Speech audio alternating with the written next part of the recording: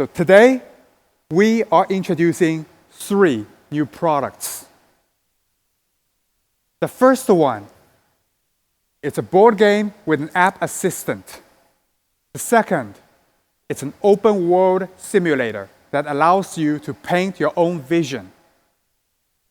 And third, it's a learning community where people can study STEM and business.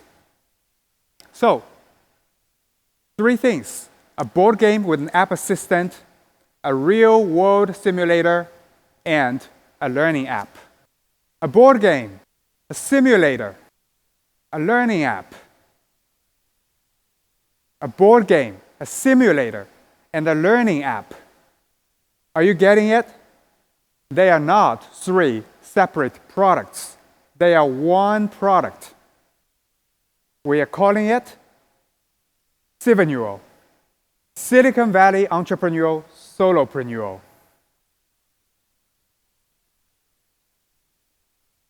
And here it is.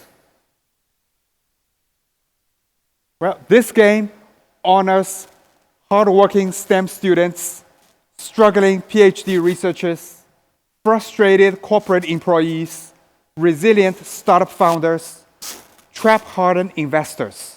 So in short, it is a tribute to grit-filled entrepreneurs and solopreneurs.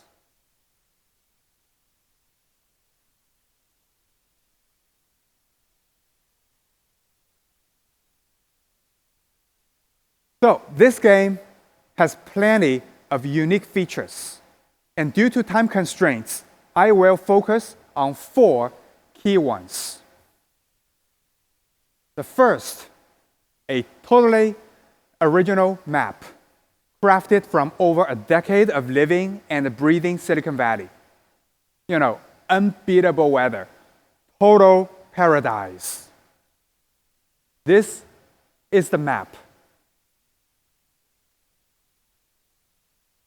Well, those blazing red traffic zones, don't even think about complaining.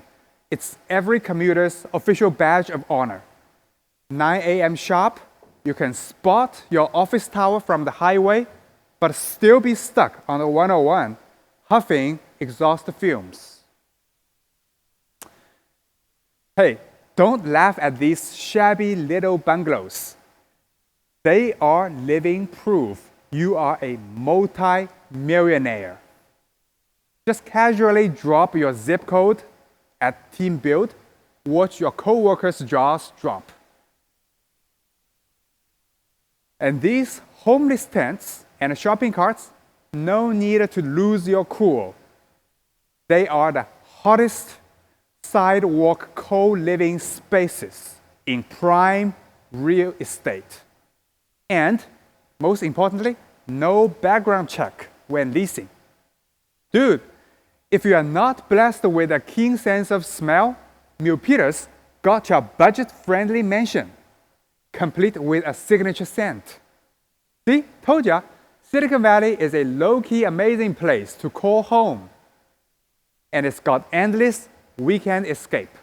Wine tasting in Napa, skiing in Lake Tahoe, sea fishing in Half Moon Bay, hiking Mission Peak, or hitting the Santa Cruz boardwalk.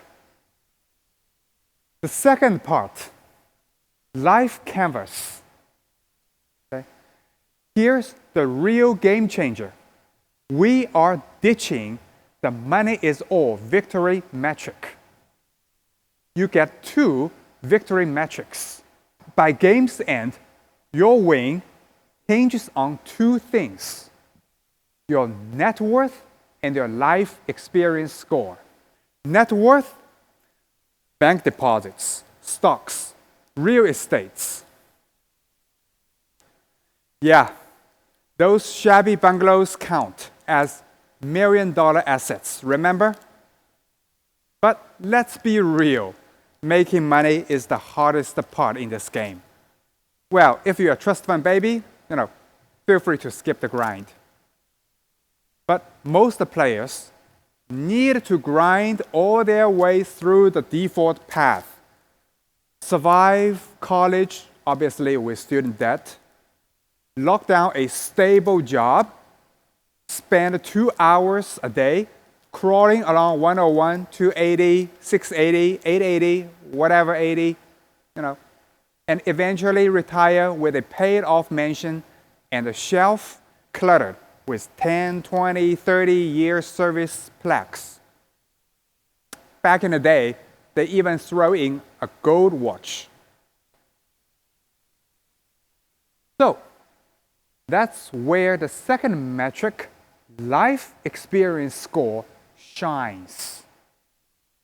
It's the game's built-in pick-me-up for anyone trapped in the rat race. You might be living paycheck to paycheck, thanks to the high cost of living in Silicon Valley, but you can still crank up your life experience score. So, you can go travel around the world, or if you don't have that much money, then no need to jet set around the world. Just hike Mission Peak, camp in Yosemite, or collect hackathon coffee mugs like they are startup equity. Your score will keep climbing, and you might just outscore those cash flush players who never pause to enjoy life. That's right, this game does value work-life balance.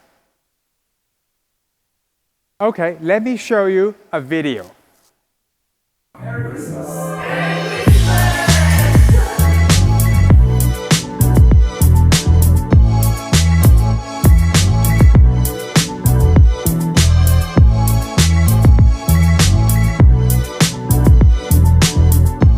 Oh, do you know what? There is a trust fund baby experience in this game. And let's see who's the luckiest guy. Okay, let's try it. Yeah, let's try it. Yeah.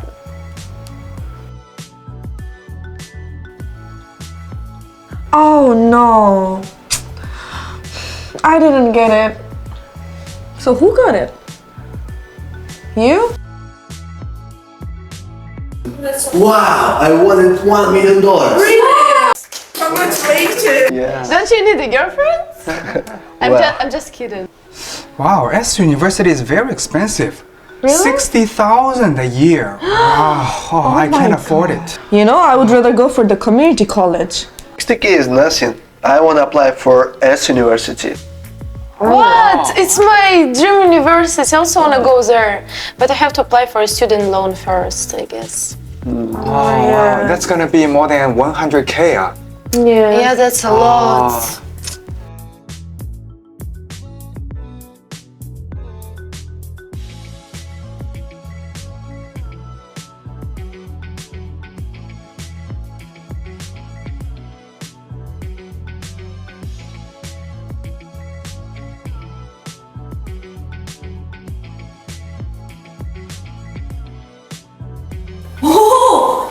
I graduated from community college. Now I can look for a job. Congratulations. Yeah. Yes, I graduated too from SVSU. I have worked for so many years, so now I have the down payment to buy a house.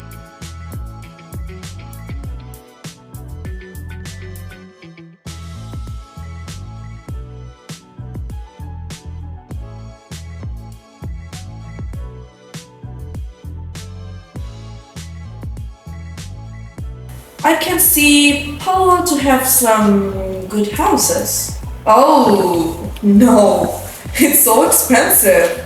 $6 million? No way, I can't afford it. Sunnyvale is quite near to my workplace. But these houses are not so good. I don't like it. Oh, this one is Fremont. Okay, Fremont is fine. How about you? Yeah, right now actually I don't feel the job security, so I'm gonna save my money for now. My friends told me that in Silicon Valley, you need to weave all contingencies in order to win the bidding war. What? Yeah, you know, both loan contingency and home inspection contingency. Really? I didn't know about it. It's fine. I want to buy the house.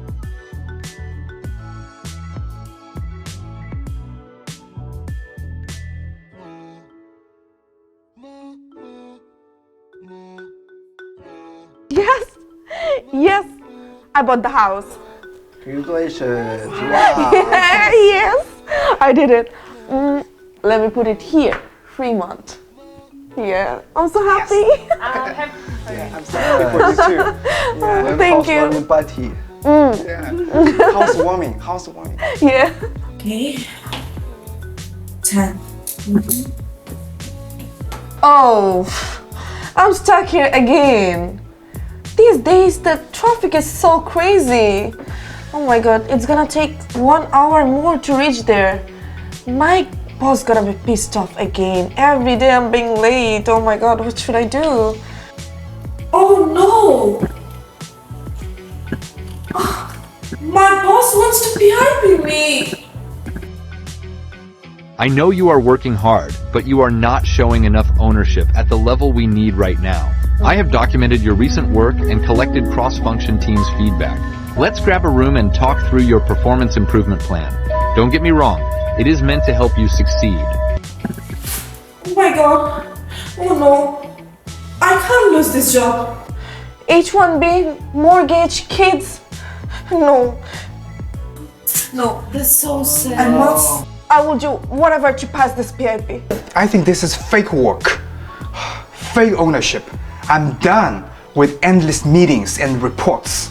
I'm gonna quit. I'll build my own startup. Don't be naive. You know, once your manager puts you on a PIP, the outcome is already decided. The reports are the work. VP reviews are our top priority. If you don't get that, you don't belong here. You guys are pretending to innovate, but all you do is sit in meetings, talk nonsense, manage up, pass information between bottom and the top. You are just messengers, middlemen. Enough. IC, team lead, manager, senior manager, director, senior director, VP, senior VP. Such a hierarchy. Is this Roman Empire or something? You dare talk to me like that? Hey, this meeting's over. I'm calling HR. You're done today. I quit. Okay, the third part, business canvas. When you scroll up the page, okay, you may notice the one thing. The whole screen is blacked out, except for one sad little green triangle towering at the bottom. Guess who that is? Right, it's you, me, and many of us grinding at fun. Looks like we've made it. Decent job, fat paychecks, free snacks. But in reality, we are the bottom run peons clinging to the edge of the corporate ladder. You crush every deadline, nail every performance review, smile through endless concourse, and yet you are never brought inside the circle. The brutal truth is the company would run just fine if you vanished tomorrow. Now, if you refuse to die as a sad green triangle, okay, type in your startup name here. Choose LLC or Inc. Voila! The entire business comes alive in front of you. You are the boss now. No approvals, no performance reviews. You are making the calls. This is what most employees never get to experience, but you can rehearse it in this game. Let's dive deep into the business canvas. 4 sections in the center: IP, PD, MS, and a GA. Secure sufficient intellectual property, then proceed to product design, follow with marketing and sales initiatives, and ultimately generate revenue from the market. In this game, intellectual property, or IP, is composed of letter combinations. When you propose a new technology, say eVTOL, in the transportation sector, all you need to do is collect the corresponding letters. However, if another company secures the letter, say fly car first, they will be granted a game-changing leapfrog advantage over you.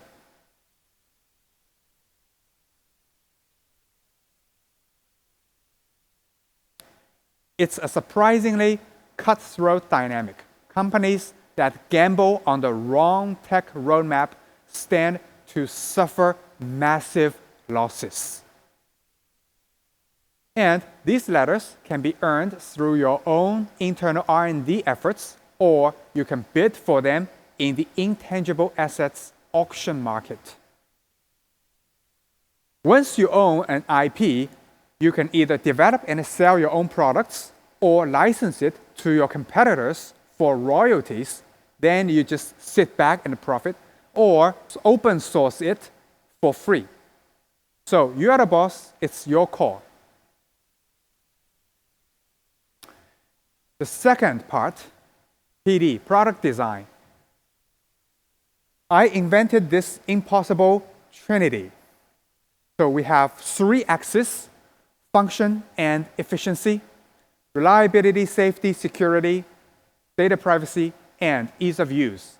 UI UX for software, industrial design or ID for hardware. Boosting one often sacrifices the other 2. So packing an app with all kinds of functions usually adds bugs to the software and adds confusion to users. Bank or aircraft systems prioritize reliability over cutting-edge tech, hence outdated and clunky. iPhones focus on usability and ID, but they are relatively fragile compared with Nokia's phone. Well, you can excel at all 3 axes, but you will need to pay a massive R&D bill. So choose your strategy as a CEO. And actually, in this game, we quantify PMF for the very first time. And we calculate by comparing your product's 3-axis data to the market's 3-axis data. If you meet all 3 basic requirements, the function, safety, and ease of use, then your PMF will be calculated as 1 times 1 times 1. So 1, meaning full customer retention, because they see it as deserved. But if you fail one core requirement, say privacy in finance, then your PMF will be 1 times 0.1 times 1, and it will be 0.1, meaning only 10% retention due to high returns or unsubscribes or no referrals. Even you double other aspects barely helps. So, if you are lucky to exceed all 3 requirements, okay, then you will get 2 times 2 times 2.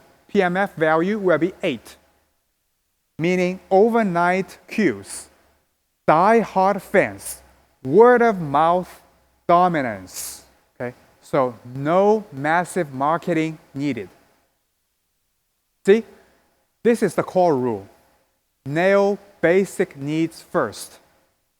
Boost your PMFs, then you will exceed your expectation. The third, MS, marketing and sales. We have 3 steps: marketing and user acquisition, both online and offline. We have actually 4 rings over there. You have founder IP in the middle, and you have social platforms, SEOs, AIOs, and then you have vertical websites, and then you have KOL partnership at the edge. And offline, you have mail, transit ads, and then sports, industry events, and guerrilla marketing. So the trick here is founder IP stands out as a low-cost but high-impact driver for initial traffic. And then the second step is the pricing strategy. I modeled using Gaussian distribution. So with low pricing, you can broaden audience reach and reduces acquisition barriers. But with high price, you narrows audience scope, but focus on high value segments. And then the third step is the sales channel.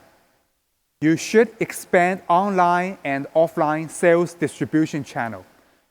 We have landing page, Amazon, eBay, live stream or TK Shop for online, and you have brand store, shopping mall plaza, and field sales rep for offline. If you sell professional products, you will need pre-sales engineering team. They are critical, like MRI machines or AI education platforms for school districts. So the fourth part is GA, General, Admin, and Accounting. It synthesizes all your decisions, marketing, pricing, channels, PMF, revenue, all business decisions into 3 financial reports. It's critical for tracking your business health and success, like this waterfall income statement and balance sheet and cash flow statement. Why it matters? It turns chaos into data-driven choices. Cut unprofitable spend, free up cash, or double down on high-margin markets. Master it to avoid startup's #1 failure, running out of cash. And I will show you a video.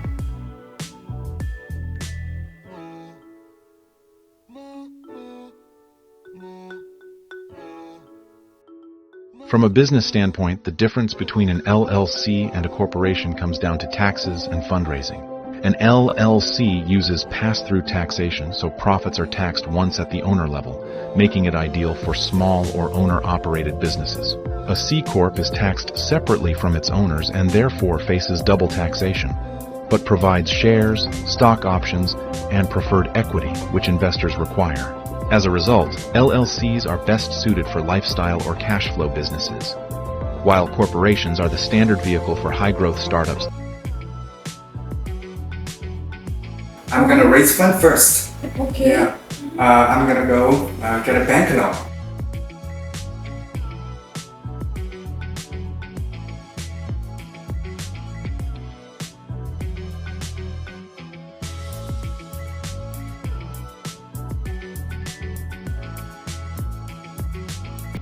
Banks lend based on history, not potential.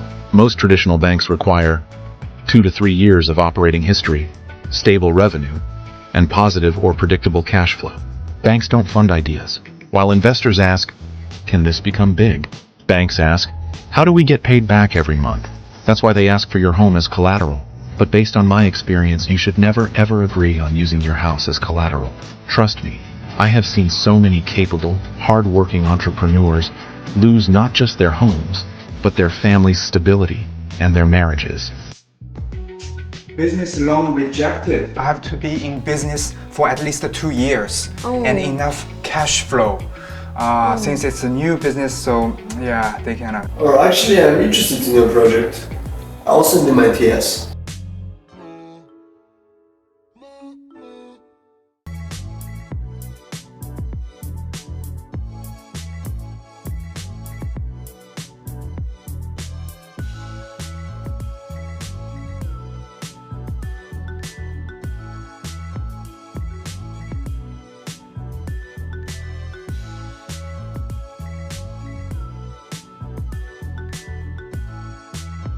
Really? Yeah. Oh, thank you, thank you. Let me review your TS.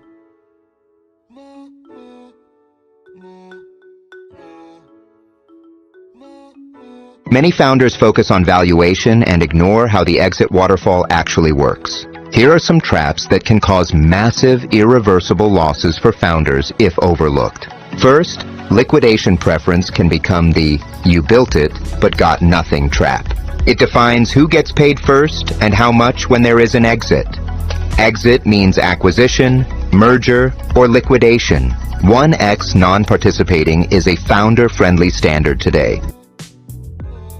Third, anti-dilution clauses may destroy founders' ownership.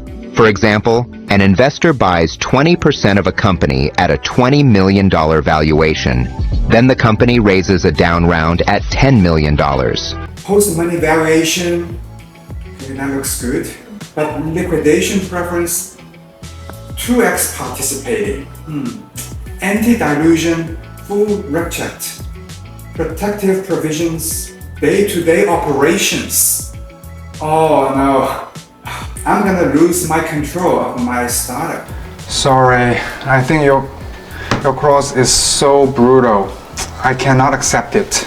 Sorry, I have to reject it. So what should I do now? Yes, crowdfund. I can do crowdfund on Kickgogo.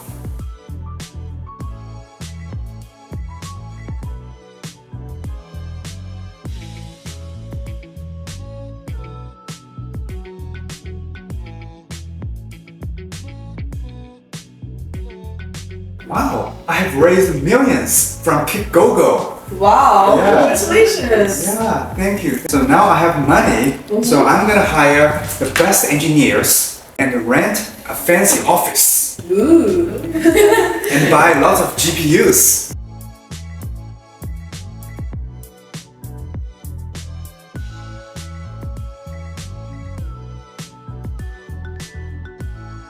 Because my startup expanded so fast, so I'm facing financial strain. I have to lay off some employees to save cash flow. Should I lay off them or PIP them? PIP, I don't need to pay severance package. What? idea. But that's so unfair to employees like me. You know, that's your mistake, and we are not gonna pay for that.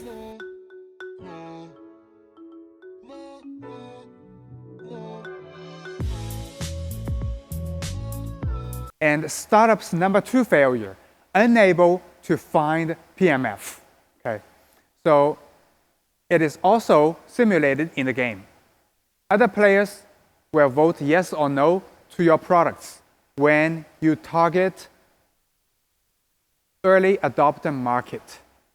So only after more than 50% of people vote yes will you acquire early adopter market, opening door to early majority and later majority. And founders' core action here is invest in IP or core tech, build and sell products, track cash flow, raise funds, manage supply chains, hire and fire teams, and ultimately deliver market value and earn financial rewards.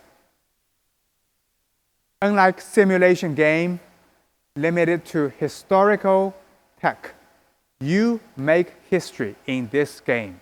I'm calling it Founders Game. It's for aspiring founders ready to move the world forward.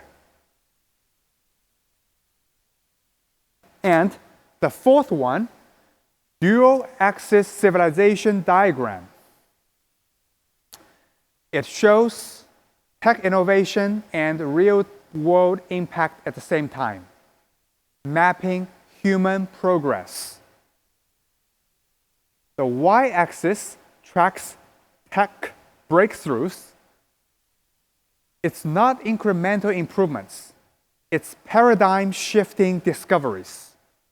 And the x-axis measures market penetration, how widely those technologies scale to everyday life. It's not just a graph. It's a visual narrative of how tech innovation collides with real-world impact. So, This diagram will show you how human progress from the primitive age all the way to nowadays. It started with 4 natural resources in the center: water, mine, forest, and cattle. So those shows how human lived during the primitive age. And now we are proceeding to the feudal age.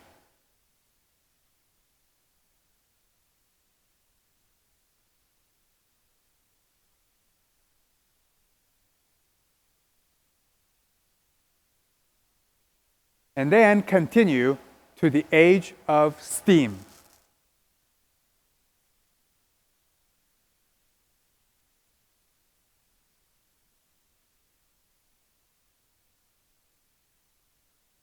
And then the age of electricity.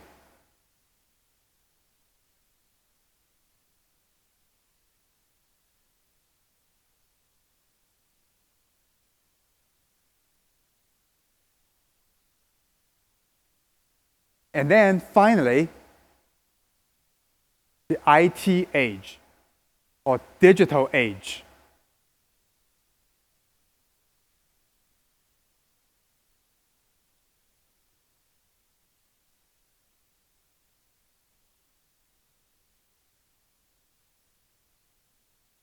So, if we take a look at the productivity, human has gone through a long way from the primitive to nowadays. And this shows how clothing industry evolved. And this is entertainment.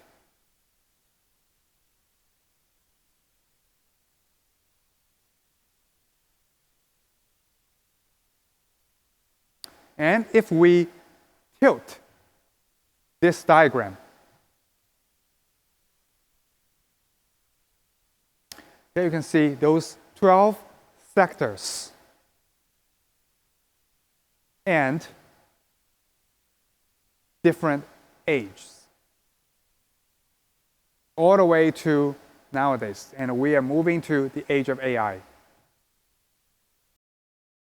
I will wrap up today's keynote with this inspiring ad. I personally love it. From the steam engine to the search engine. From transistors to AI. Every leap in civilization didn't happen by accident.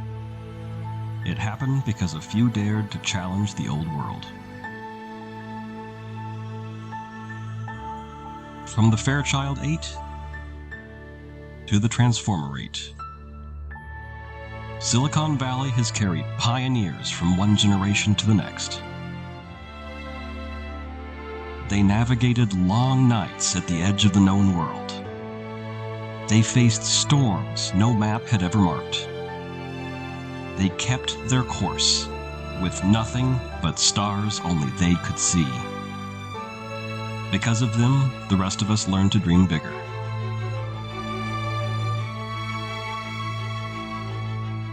Every generation is given a moment like this. Those who push the human race forward are not born different.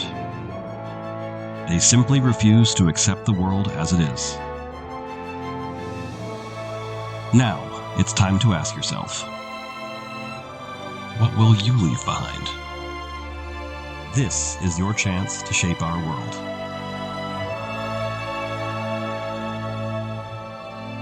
Sivaneur, Silicon Valley entrepreneur, solopreneur.